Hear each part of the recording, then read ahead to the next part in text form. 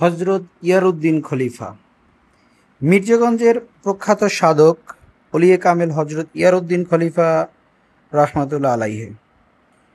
জি, আসসালামু আলাইকুম। আমরা এখন হজরত ইয়ারউদ্দিন খলিফা রহমাতুল্লাহ আলাইহের জীবনী সম্পর্কে একটু জানার চেষ্টা করি। বঙ্গোপসাগরের কুলঘেঁষে দক্ষিণবঙ্গের পটুয়াখালী জেলা। এই জেলার একটি অন্যতম উপজেলা মির্জাগঞ্জ। মির্জাগঞ্জের সাথে জড়িয়ে রয়েছে ঐতিহ্যবাহী সুদীর্ঘকালের ইতিহাস। চৈতা বয়াং এর পীর সাহেবগণ এবং অনেক সিদ্ধ পুরুষগণ পদচারণায় বহু সাধক দরবেশ আল্লাহ বুজুর্গানের ভিতরে প্রখ্যাত সাধক ওলিয়ে কামেল হজরত ইয়ারউদ্দিন খলিফা রহমতুল্লাহ তাদেরই একজন। হজরত ইয়ারউদ্দিন খলিফা রহমতুল্লাহ আলাহি ছিলেন আধ্যাত্মিক জগতের একজন উঁচু মানের ব্যক্তিত্ব। তার প্রাতিষ্ঠানিক লেখাপড়ার বিষয়ে সঠিকভাবে তেমন কিছু জানা না গেলেও তিনি অধিক পরিমাণে আরবি শিক্ষা, কোরআন তেলাওয়াত করতেন এবং জিকিরে মশগুল থাকতেন। হজরত ইয়ারউদ্দিন খলিফা রহমতুল্লাহ আলাইহের জীবনের সুদীর্ঘ সময় মির্জাগঞ্জে অতিবাহিত করলেও হজরত ইয়ারউদ্দিন খলিফা রহমতুল্লাহ আলাইহে তার জন্মস্থান মূলত শরীয়তপুর জেলায়। শরীয়তপুরের ধামসি গ্রামে জন্মগ্রহণ করেন তিনি। তবে তার জন্ম তারিখ সঠিকভাবে কোনো ক্রমেই জানা সম্ভব হয়নি। তার প্রকৃত নাম ইয়ারউদ্দিন খাঁ, পিতার নাম মরহুম সরাই খাঁ। মির্জাগঞ্জে আগমন। জানা যায় হজরত ইয়ারউদ্দিন খলিফা রহমতুল্লাহ আলাইহের বয়স যখন 38 বছর, তার একমাত্র পুত্র এবং স্ত্রী বিয়োগের পরই তিনি অনেক আঘাত সহ্য করতে না পেরে পরবর্তীকালে তিনি পটুয়াখালীর মির্জাগঞ্জ উপজেলায় চলে আসেন।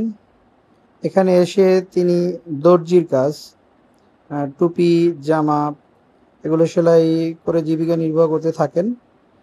এক সময় এলাকার লোকজন তার নামের শেষে খলিফা শব্দটি যুক্ত করে দেন।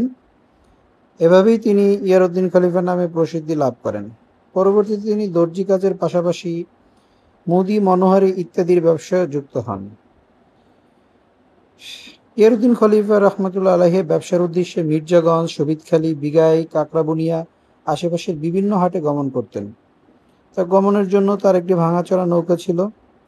ব্যবসার কাজে তাকে সাহায্য করতেন তার একমাত্র বিশ্বাসী খাদেম মির্জাগঞ্জ নিবাসী মরহুম গগন মল্লিক।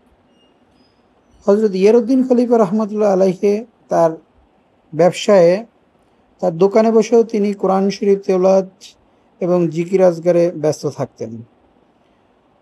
দোকান ক্রেতারা মালামাল কিনতে আসলে তিনি সেটা পরিমাপ করে নিতে বলতেন এবং টাকা চটের নিচে রেখে যেতে বলতেন।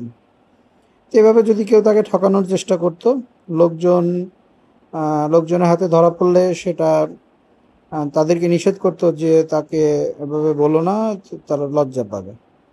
তো আল্লাহর ওলিদের অনেক অসংখ্য কারামত সংগঠিত হয়। হযরত ইয়ারউদ্দিন খলিফা রহমতুল্লাহ আলাইহির এরকম অসংখ্য কারামত ইতিহাসে আছে। তে ঝড়ের দিনে তার খলিফা গগন মল্লিককে নিয়ে তারা বাজারে যাওয়ার পরে ফিরতি পথে অনেক ঝড় বৃষ্টির সম্মুখীন হয়। তো তার খলিফা গগন মল্লিক তাকে বলতেছে যে এখন নাকি আমরা যদি পরবর্তীতে যাই, তো হযরত ইয়ারউদ্দিন খলিফা রহমতুল্লাহর কাছে বলার পরে তিনি গগন মল্লিককে বললেন যে তুমি অজু করে নামাজ আদায় করতে দাঁড়াও। তো নামাজ শেষ হয়ে গগন মল্লিক দেখলেন যে নৌকা মির্জাগঞ্জ ঘাটে। তো কিবা তিনি ভেবে পেলেন না যে ঝড়ের মধ্যে নৌকাটি বয়ে আনলো কে? খলিফা সাহেবের জীবনে এবং আরো অনেক অলৌকিক ঘটনা রয়েছে। খলিফা সাহেবের বসবাসের ঝুপড়িঘরটি ছিল শ্রীমন্ত নদীর একেবারে পাশে।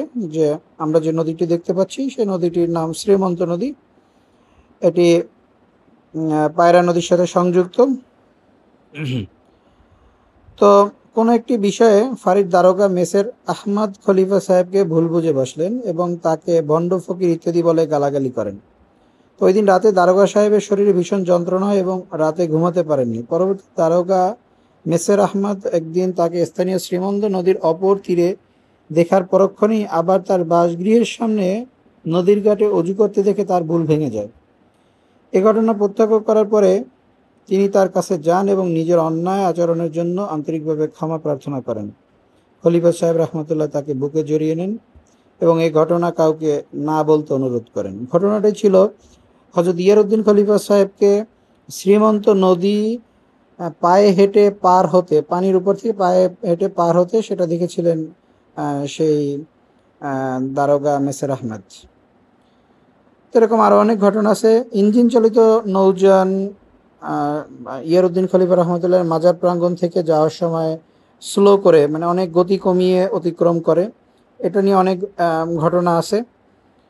ঘটনাটি ব্রিটিশ আমলের। হজরতের জীবনী সম্পর্কে বিস্তারিত আমরা পরবর্তীতে আরো জানব।